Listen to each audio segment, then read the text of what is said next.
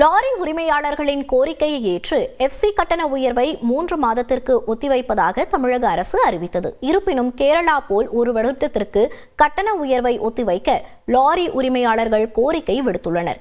FC கட்டண உயர்வால் lorry உரிமையாளர்கள் எதிர்கொள்ளும் பிரச்சனைகள் என்ன? விரிவாக பார்க்கலாம் இந்த செய்தி தொகுப்பில்.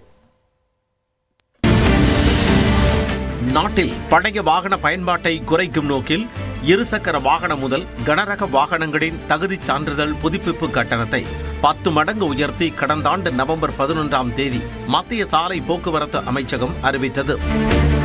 அதன்படி 20 ஆண்டுகளுக்கு மேலான பழைய இருசக்கர வாகனத்திற்கான எஃப்சி கட்டணம் 400 ரூபாயில் இருந்து 2000 ரூபாயாகவும், அதே பிரிவைச் சேர்ந்த இலகுரக வாகனங்களுக்கான கட்டணம் 600 ரூபாயில் இருந்து 15000 ரூபாயாகவும் உயர்ந்தது. மேலும் 20 ஆண்டுகளுக்கு மேலான கனரக வாகனத்திற்கு 800 ரூபாயாக வசூலிக்கப்பட்ட கட்டணம் 25000 ரூபாயாக உயர்ந்தது. மத்திய அரசின் உத்தரவை ராஜஸ்தான் உள்ளிட்ட மாநிலங்கள் அமல்படுத்திய போதும் கேரளா, தமிழ்நாடு, ஆந்திரா உள்ளிட்ட மாநிலங்களில் கடும் எதிர்ப்புகள் கிளம்பின. டீசல் விலை, சுங்க கட்டணம் உயர்வு என ஏற்கனவே பொருளாதார நெருக்கடியில் தவிக்கும் நிலையில் எஃப்சி கட்டண உயர்வு தங்களது வாழ்வாதாரத்தை பாதிக்கும் என்பதால் கட்டண உயர்வை திரும்ப பெற வேண்டும் என லாரி உரிமையாளர்கள் கோரிக்கை விடுத்தனர். இருப்பினும் கட்டணம் குறைக்கப்படாததால் வேலைநிறுத்த போராட்டத்தில் லாரி உரிமையாளர்கள் இறங்கினர்.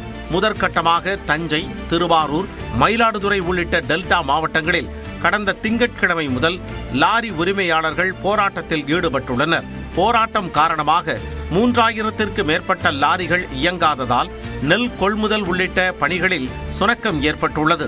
மேலும் எஃப்சி கட்டண உயர்வை திரும்ப பெற வலியுறுத்தி வரும் 25ஆம் தேதி முதல் மாநிலம் முழுவதும் வேலை நிறுத்த போராட்டத்தில் ஈடுபட உள்ளதாக மாநில லாரி உரிமையாளர்கள் சம்மேளன தலைவர் தனராஜ் அறிவித்தார்.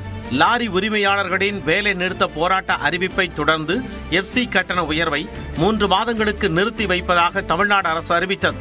இருப்பினும் தமிழக அரசின் அறிவிப்பை ஏற்க மறுத்து டெல்டா மாவட்டங்களில் லாரி உரிமையாளர்கள் போராட்டம் தொடரும் என திருவாரூர் மாவட்ட லாரி உரிமையாளர்கள் சங்க தலைவர் பாண்டியன் தெரிவித்துள்ளார்.